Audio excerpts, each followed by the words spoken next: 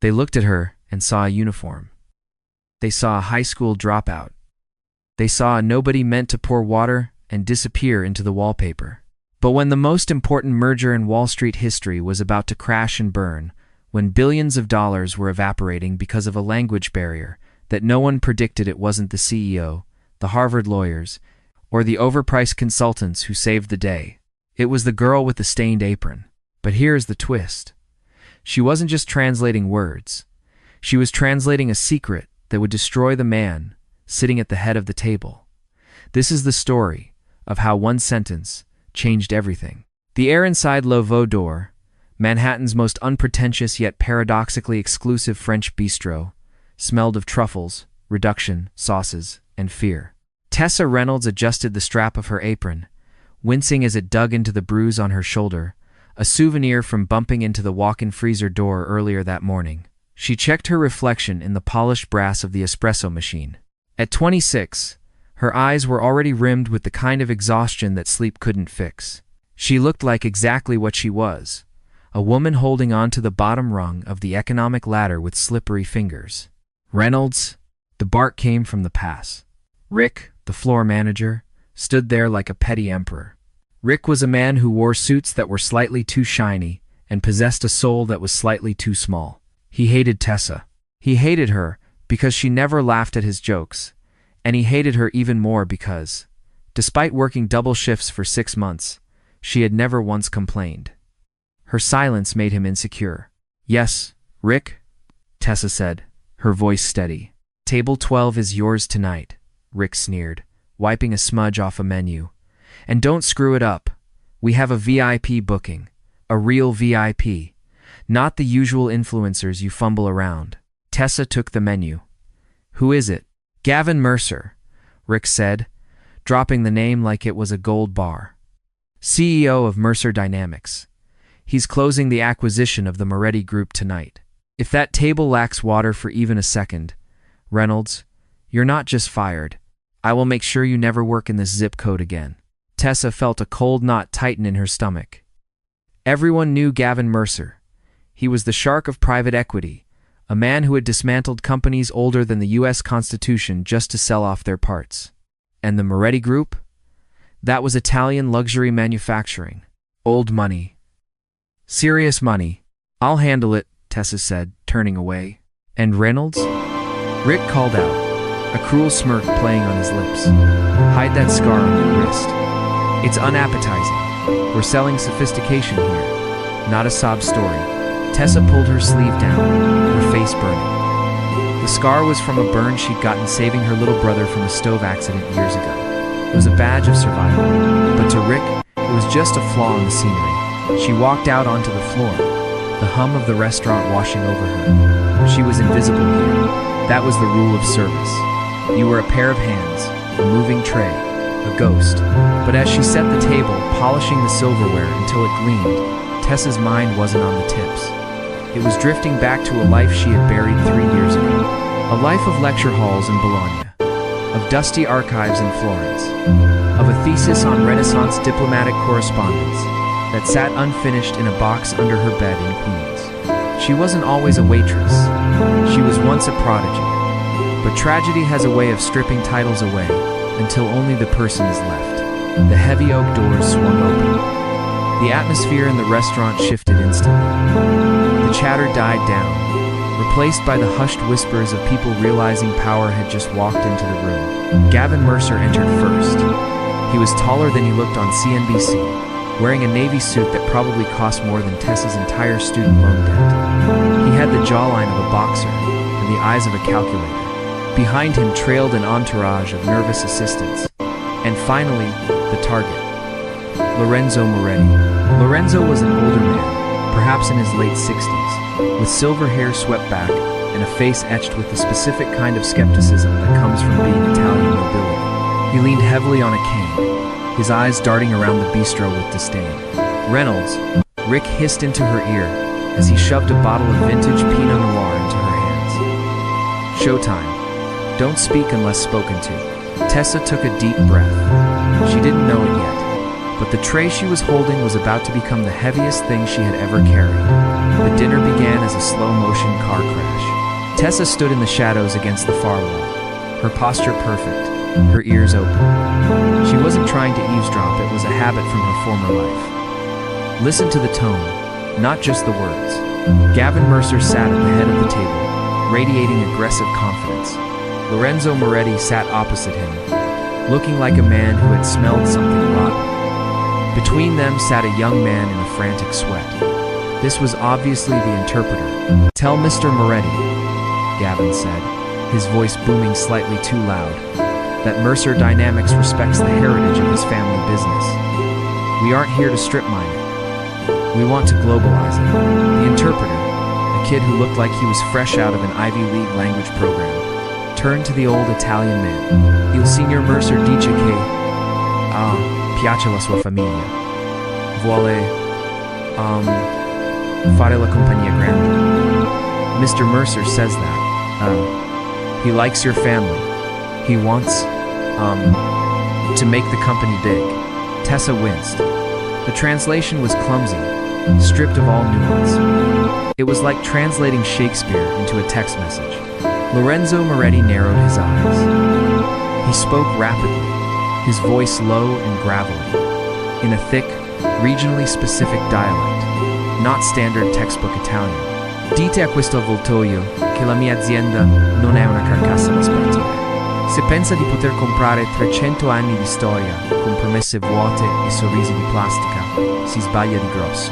Tessa's heart skipped a beat. She understood every syllable. Moretti had said, "Tell this vulture that my company is not a carcass to be divided. If he thinks he can buy 300 years of history with empty promises and plastic smiles, he is sorely mistaken." The interpreter turned pale. He looked at Gavin. He says he is worried about the history, and he is not sure about the promises. Gavin Mercer frowned. He sensed he was missing something. "Just worried?" He sounded angry. "Ask him what the specific sticking point is. Tell him I'm offering 20% above market valuation. Cash." The interpreter turned back to Moretti. "Lui offre molti soldi. 20% in più. He offers much money. 20% more." It was insulting. Moretti slammed his hand on the table, rattling the silverware. The entire restaurant went silent. "Basta," Moretti shouted. "Non sono venuto a New York per essere insultato da un bambino che parla italiano come una vacca spagnola. Enough! I didn't come to New York to be insulted by a child who speaks Italian like a Spanish cow." Gavin looked around, panic finally cracking his composure. "What? What did he say? Is it the money?" The interpreter was trembling. He's upset about the dialect. "Sir, I'm having trouble with his specific accent. It's not standard." "You're fired," Gavin hissed at the boy, though he kept his voice low. "Get out." The boy fled. The table was now a war zone with no diplomat. Gavin Mercer, a man who controlled billions, was suddenly powerless. He looked at his assistants. "Does anyone else here speak Italian? Anyone?" Silence. Moretti stood up, buttoning his jacket. He looked at Gavin with profound disappointment. "È finita," he muttered. "It's over."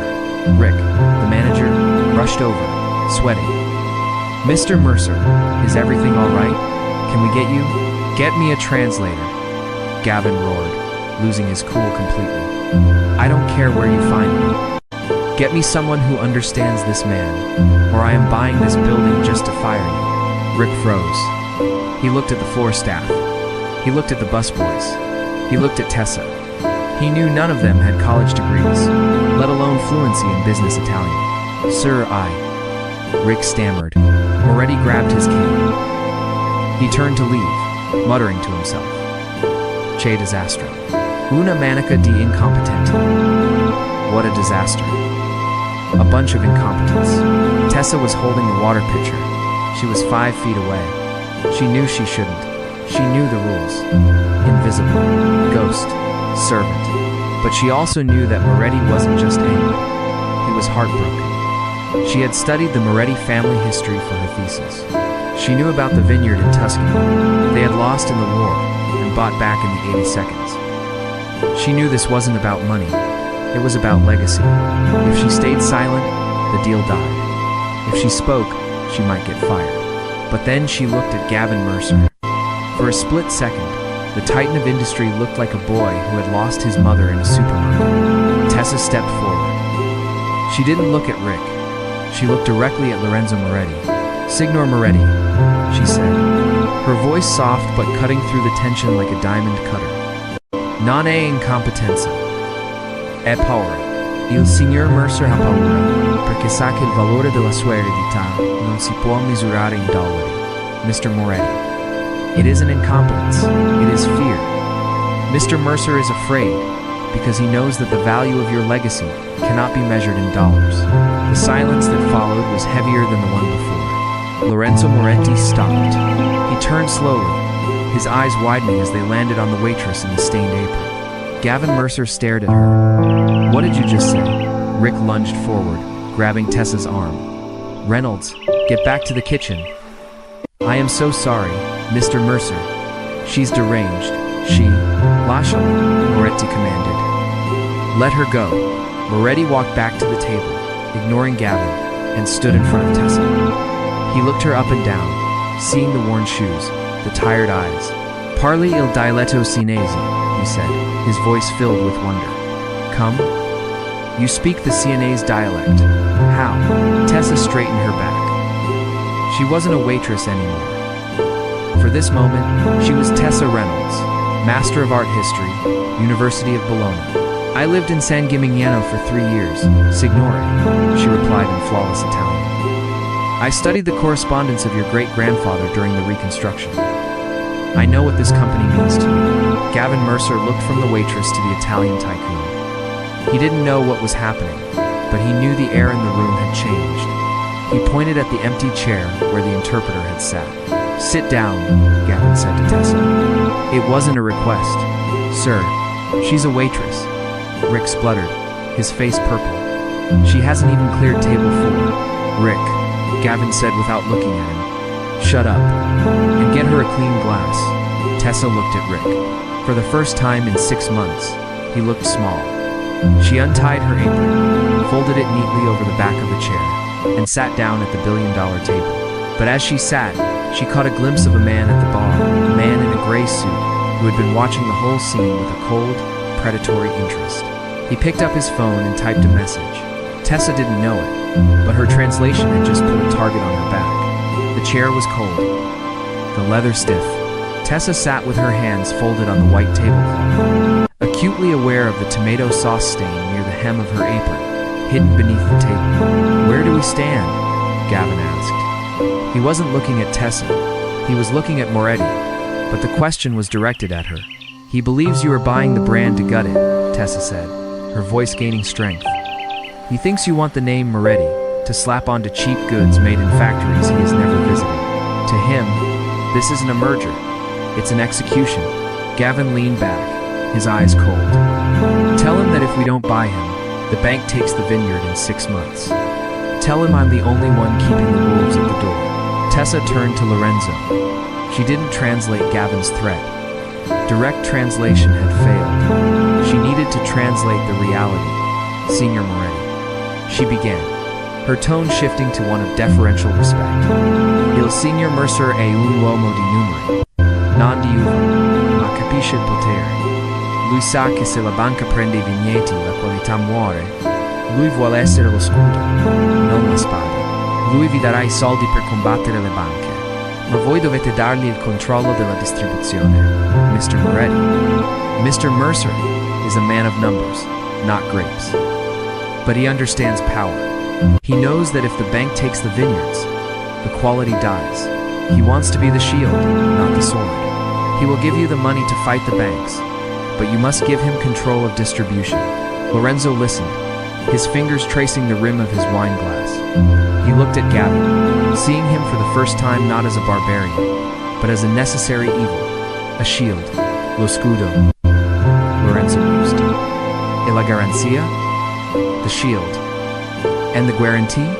"He asks for a guarantee," Tessa told Gavin. "Not money. A guarantee that the production remains in Siena, that the soil doesn't change. Gavin paused.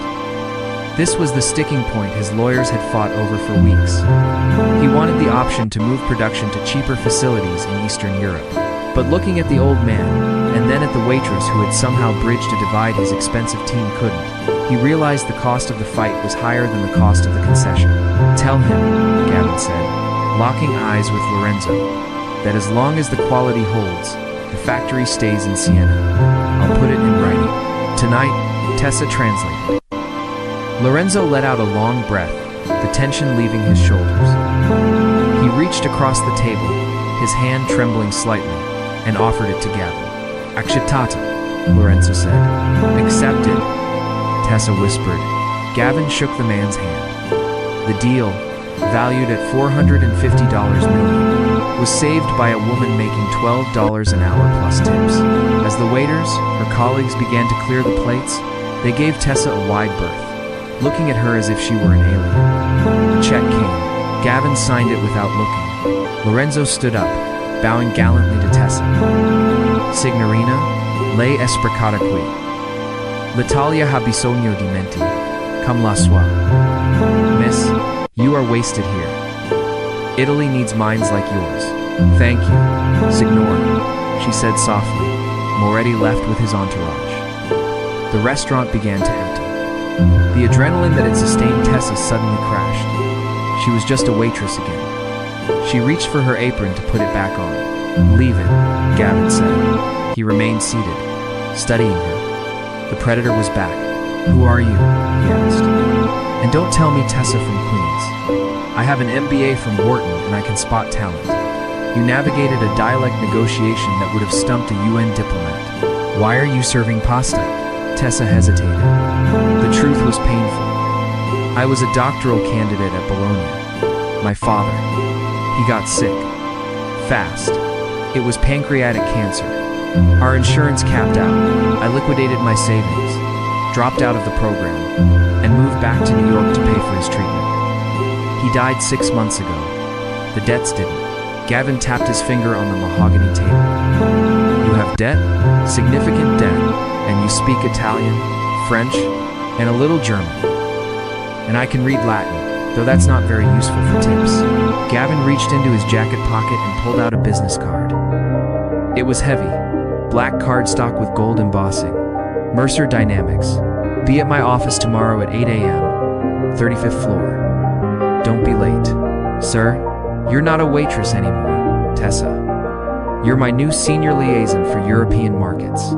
Starting salary is $120,000, plus a bonus for saving my ass tonight. Tessa stared at him, her mouth slightly open. It was the lifeline she had prayed for every night for 3 years. I don't know what to say. Say yes.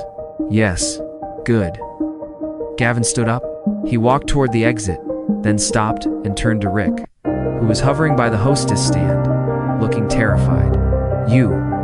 Gavin pointed at Rick. Yes, Mr. Mercer. I hope everything was satisfactory. I apologize for the disruption earlier. The only disruption was you, Gavin said, his voice loud enough for the entire staff to hear. You manage by fear, not competence. It ruins the appetite.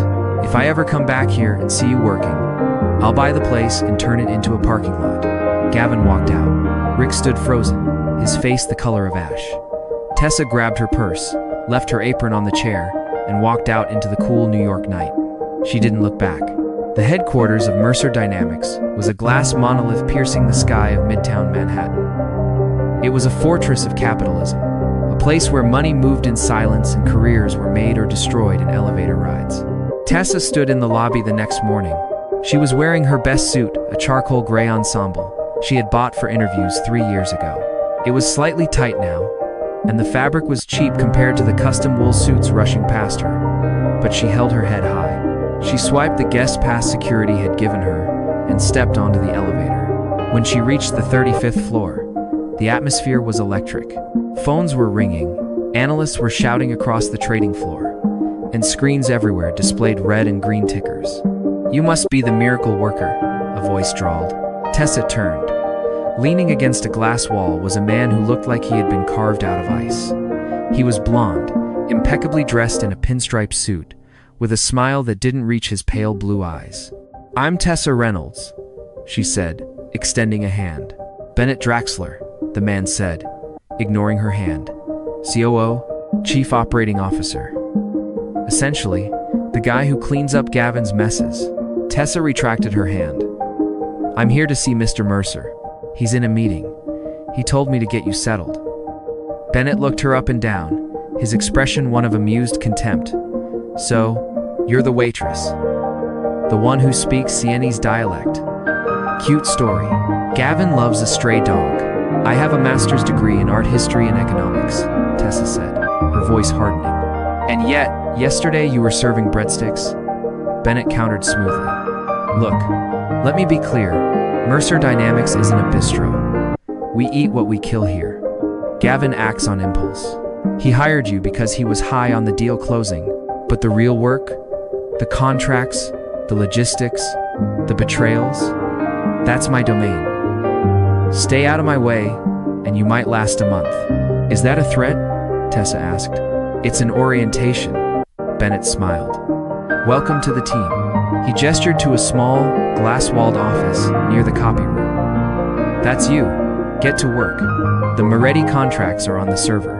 Proofread them. If you find a single comma out of place, you tell me, and only me." Tessa walked into her office. It was small, but it was hers. She sat down at the computer, her heart pounding. Bennett Draxler was dangerous. She could feel it, but she wasn't going to let him scare her. She logged in and pulled up the Moretti acquisition files. It was thousands of pages of legal text. She started reading. Hours passed. The sun moved across the sky. Tessa forgot to eat lunch. She was back in her element: research, analysis, detail. Around 4 p.m., she hit page 402 of the Distribution and Asset Liability Addendum. She stopped. She reread the paragraph. Then she read the Italian version attached as an appendix. Her blood ran cold.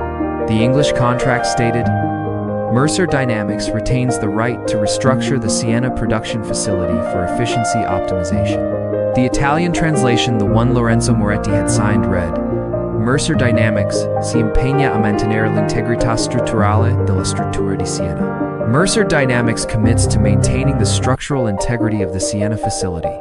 It wasn't just a mistranslation. It was a lie, a deliberate, legal trap.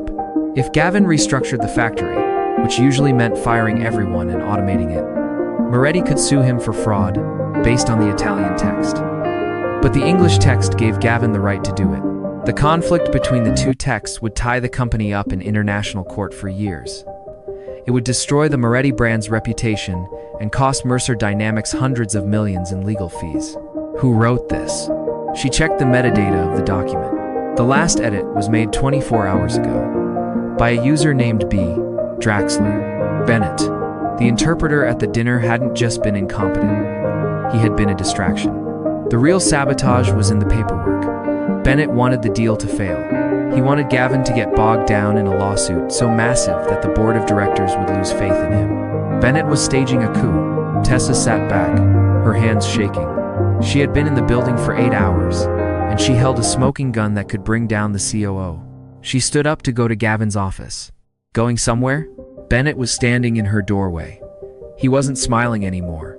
He closed the glass door behind him and locked it. The office was soundproof. The hum of the trading floor outside was silenced. "I found the discrepancy, Bennett," Tessa said, standing her ground. "Page 402. The translation isn't just wrong, it's fraudulent." Bennett walked over to the window, looking out at the skyline. "You're smarter than you look. I thought it would take legal weeks to find that." "If they ever did, why?" Tessa asked.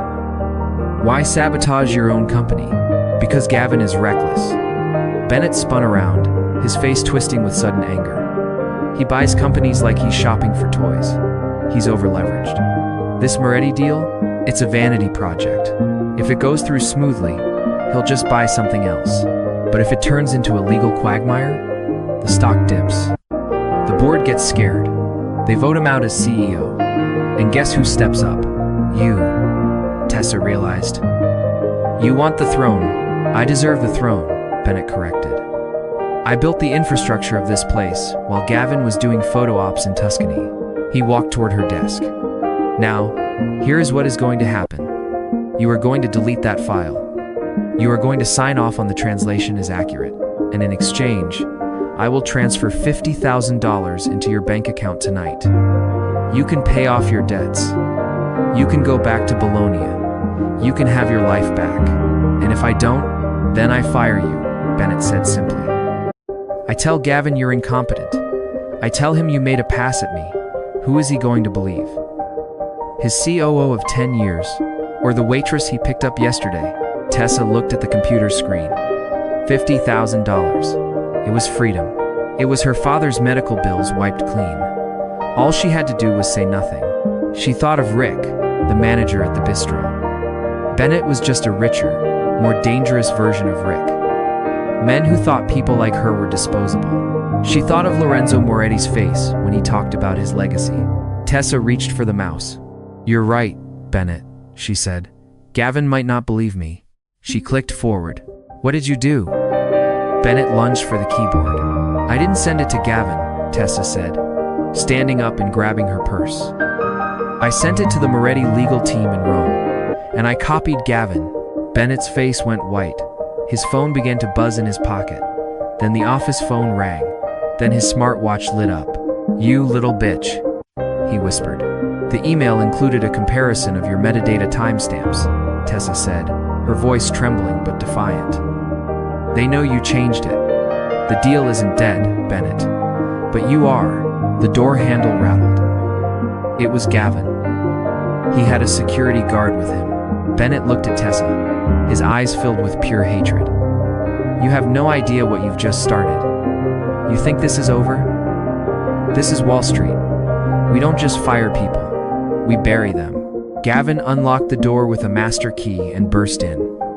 He looked at Bennett, then at Tessa, then at the email on his phone. Get him out of here, Gavin said to the security guard, his voice dangerously quiet. Escort Mr. Draxler to the street. If he touches a computer, break his fingers. Bennett straightened his tie. He regained his icy composure instantly. He looked at Tessa one last time.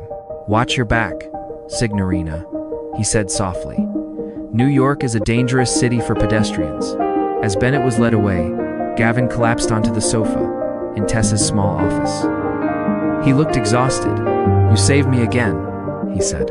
He was trying to frame you. Tessa said, I know. I suspected Bennett was making moves, but I didn't think he'd burn the company to do it. Gavin looked up at her. You have enemies now, Tessa. Bennett has friends. Powerful friends. I've dealt with worse, Tessa lied. She hadn't. No, you haven't, Gavin said seriously. But you won't have to do it alone. Pack your things. Am I fired? No. Gavin stood up. We're going to Italy. The Moretti team is furious about the contract discrepancy. We need to do damage control in person. And since you're the only one Lorenzo trusts, you're coming with me. When? The jet leaves in 2 hours. Tessa's head spun. From a bistro in Manhattan to a private jet to Rome in 24 hours. I need to get my passport, she said. My driver is already at your apartment, Gavin said. Let's go. As they walked toward the elevator, Tessa felt a strange sensation. She wasn't just a liaison anymore. She was a player. But as the elevator doors closed, she remembered Bennett's threat. Watch your back. She didn't know that Bennett was already on the phone in the lobby, calling a number that didn't appear in any directory. A number belonging to a man named The Fixer. The Gulfstream G650 touched down on the private airstrip outside Siena, just as the sun was dipping below the Tuscan hills, painting the sky in violent shades of violet and bruised orange. On the flight over, Gavin had been silent, buried in files, preparing a defense strategy. Tessa had spent the time staring out the window, the reality of her situation settling in. Yesterday, she was worried about making rent. Today, she was wearing a silk blouse. Gavin's assistant had rushed to the plane, preparing to negotiate with Italian nobility. A black Maserati waited for them on the tarmac. The driver, a man with a thick neck and eyes hidden behind sunglasses, opened the door without a word. "Stay sharp," Gavin murmured to Tessa as they slid into the leather seats. "Lorenzo Moretti is a gentleman, but his sons? They are sharks. If they smell blood, they'll tear up the contract and sue us for attempted fraud." The drive to the Tenuta Moretti was winding and silent. When the estate finally came into view, Tessa audibly gasped. It wasn't just a house. It was a fortress of stone and ivy, dating back to the 17th century, surrounded by endless rows of Sangiovese vines that looked like veins running through the earth. Lorenzo stood at the entrance. He wasn't alone. Flanking him were two younger men, his sons, Alessandro and Marco, and two carabinieri, Italian military police officers. "This doesn't look like a welcome party," Gavin noted, his jaw tightening. They stepped out of the car. The air smelled of cypress and crushed grapes. "Signor Moretti," Gavin began, walking forward with his hand extended. Lorenzo did not take it. He leaned on his cane, his face a mask of sorrowful rage. "Avete portato un ladro in casa mia," Lorenzo said quietly. "You brought a thief into my house." Alessandro, the older son, stepped forward. "You tried to alter the contract, Mr. Mercer. Attempted fraud on an international scale. The police are here to escort you off the property. The deal is dead." Gavin looked at the police, then at Lorenzo. He opened his mouth to argue, to explain about Bennett, but he knew how it sounded.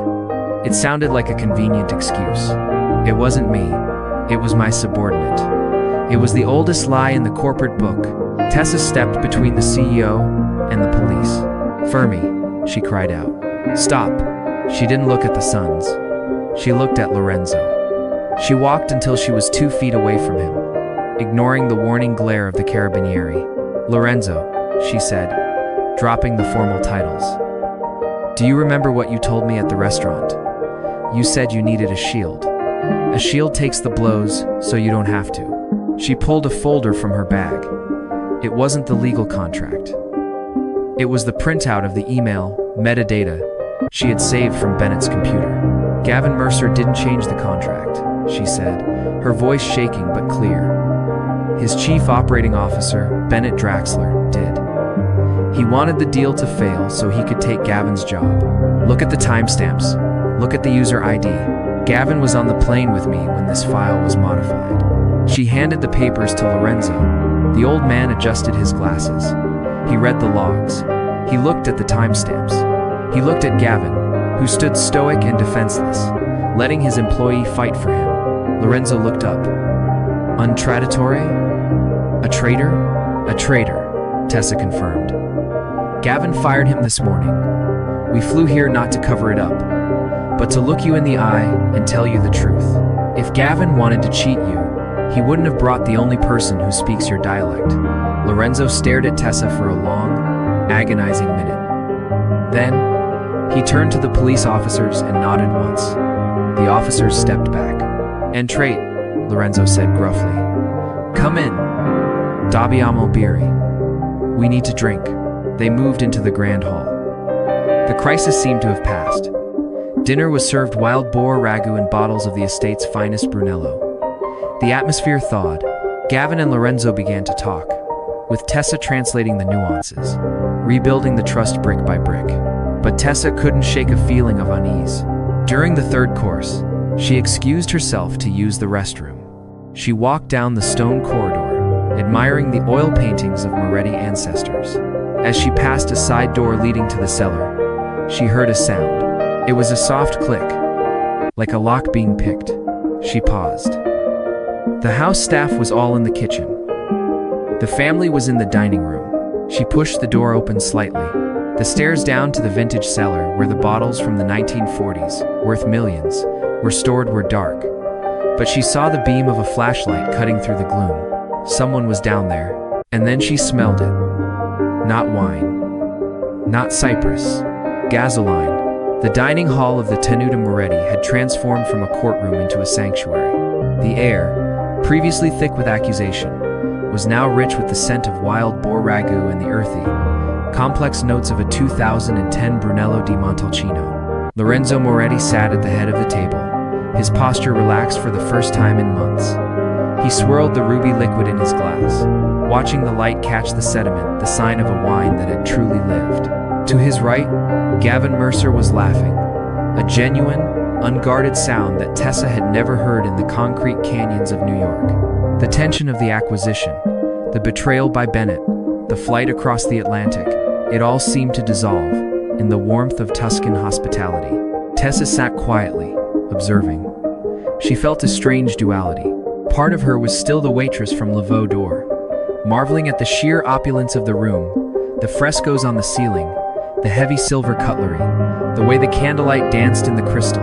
But another part of her, the part that had dormant for 3 years, felt awakened. She was translating not just words, but intent. She was the bridge between the old world and the new. To clarity, Lorenzo toasted, raising his glass. Alla Chiarizza. To clarity, Gavin echoed, catching Tessa's eye. His gaze lingered a fraction of a second too long, heavy with a gratitude that made her pulse quicken. But as the laughter resumed, a prickle of unease crawled up Tessa's spine. It was an instinct honed by years of living on the edge of poverty, where you learn to listen for the footstep that sounded wrong, the silence that lasted too long.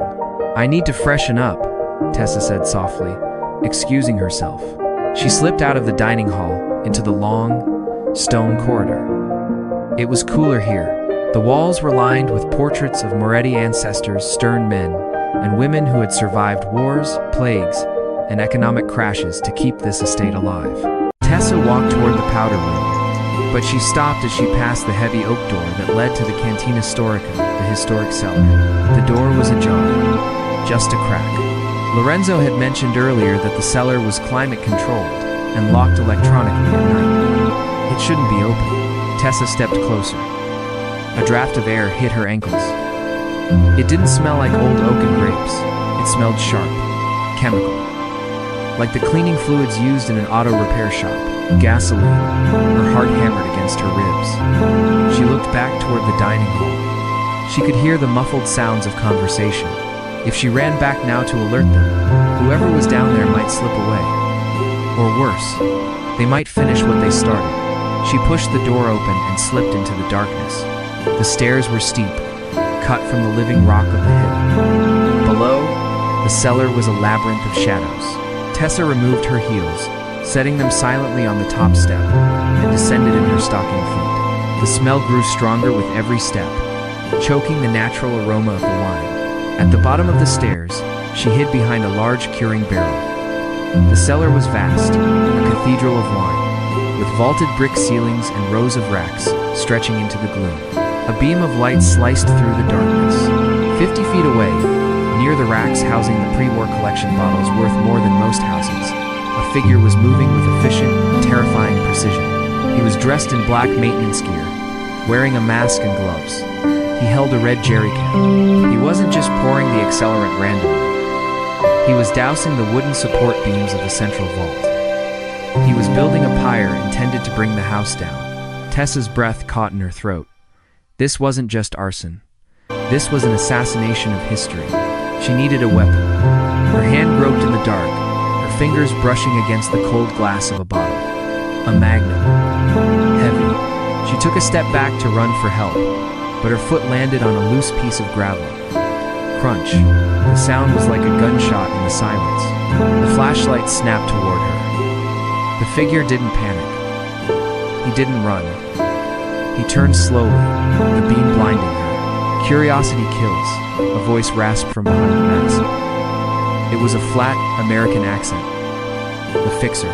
He reached into his pocket and pulled out a road flare. He struck it against the stone wall. It hissed into life, sputtering with a blinding red magnesium light. "No," Tessa screamed. He tossed the flare onto the gasoline-soaked floor. The reaction was instantaneous. A whoosh of concussive heat knocked Tessa backward. A wall of orange flame erupted between the racks, climbing the wooden shelves with terrifying speed. The heat was immediate and blistering, sucking the oxygen out of the air. "Fire!" Tessa screamed, scrambling up the stairs. "Gavin!" "Lorenzo!" The door at the top of the stairs burst open. Gavin Mercer stood there, silhouetted by the light from the hallway. "Tessa, he's down here," she yelled, coughing as the black smoke began to curl up the ceiling. He lit the cellar. Gavin didn't hesitate. He didn't wait for security. He sprinted down the stairs, tearing off his suit jacket and wrapping it around his arm. "Where is he?" Gavin roared over the roar of the fire. "The back exit." Tessa pointed through the flames. The saboteur was moving toward the emergency service hatch at the far end of the vault, moving casually, as if he were just finishing a shift. "Stay here," Gavin ordered. "Not a chance." Tessa choked out. They ran parallel to the fire, the heat singeing the hair on their arms. The sound of the fire was deafening. The popping of corks sounded like gunfire as the pressure inside the priceless bottles exploded, spraying boiling wine into the flames, feeding the inferno. The saboteur reached the heavy iron door of the emergency exit. He spun the wheel, but it was rusted shut. He cursed, holstering a pry bar he had on his belt. He heard them coming. He turned, the red light of the fire reflecting in his tactical goggles. He pulled a knife, a long, serrated blade designed for utility work, now repurposed for murder. Gavin slowed, placing himself between Tessa and the man. "It's over," Gavin shouted. "The police are upstairs. Then I have nothing to lose," the man growled. He lunged. Gavin was fit, he played squash. He went to the gym, but he wasn't a killer. The fixer was. The man fainted low and slashed high. Gavin threw his arm up, the jacket taking the brunt of the cut, but the force sent him staggering back into a wine rack. Glass shattered. Gavin slipped on the slick mixture of wine and water on the floor. The fixer stepped in, raising the knife for a finishing blow. Tessa didn't think. She didn't calculate. She swung the magnum bottle she was still clutching with both hands. It connected with the side of the fixer's head with a sickening thud. The bottle didn't break, but the man staggered, stunned. "Get away from him," she screamed, swinging again. The man backhanded her, a brutal, heavy blow that sent her spinning to the ground. Her head cracked against the stone floor. The world went blurry. She looked up to see the fixer shaking off the dizziness, turning his attention back to Gavin. Gavin was on his feet now, desperation fueling him. He tackled the man around the waist, driving him backward. They crashed into a burning shelf. Burning wood and boiling wine rained down on them. They rolled on the floor, a tangle of limbs and violence. The knife skittered across the stones. Gavin took a punch to the jaw that snapped his head back, but he didn't let go.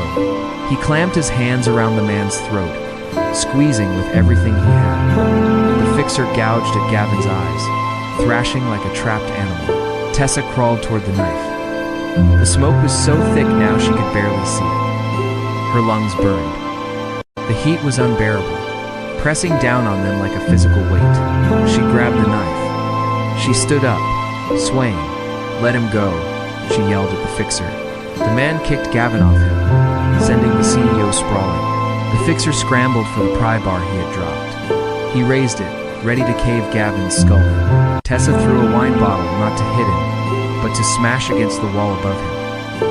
The explosion of glass distracted him for a split second. In that second, Gavin surged forward, driving his shoulder into the man's chest, slamming him against the iron door. The impact knocked the wind out of the saboteur. Gavin followed with a right hook, raw and unrefined, putting all his weight behind it. The man's head snapped back against the iron. He slid down the door, unconscious. Gavin collapsed to his knees, gasping for air. "Tessa, we need to get out," Tessa coughed, grabbing his arm. The fire had cut off the path back to the main stairs. They were trapped at the dead end. "The door," Gavin wheezed. "Help me." They both grabbed the wheel of the emergency exit. The metal was hot. 1, 2, 3. They pulled. The rust groaned. The fire was roaring behind them now, a tidal wave of heat. The vintage bottles were detonating in rapid succession, pop, pop, pop, showering them with glass shrapnel. The wheel turned. Gavin kicked the door. It flew open, and they tumbled out into the cool night air of the vineyard, rolling onto the damp grass. Behind them, the fire suppression system finally kicked in a deluge of chemical foam and water flooding the cellar. hissing as it fought the flames. For a long time, there was only the sound of their ragged breathing and the distant sirens of the fire brigade approaching up the winding driveway. Gavin rolled onto his back, staring up at the stars. His face was smeared with soot and blood. His tuxedo shirt was in ribbons. "You hit him," Gavin wheezed, a breathless laugh escaping his lips. With a magnum of, what was it? Tessa lay beside him, her chest heaving. She looked at her hands, shaking and covered in soot. "I think it was a 97 Chianti." "Good year," Gavin murmured. He reached out, his hand finding hers in the grass. He squeezed tight. "Are you okay?" "No," Tessa whispered, tears finally cutting tracks through the soot on her face. "I'm really not." "Me neither." Alessandro and Marco Moretti arrived first, followed by the carabinieri. They found the saboteur unconscious by the door and dragged him away in handcuffs. The firefighters rushed past with hoses, battling to save the structure.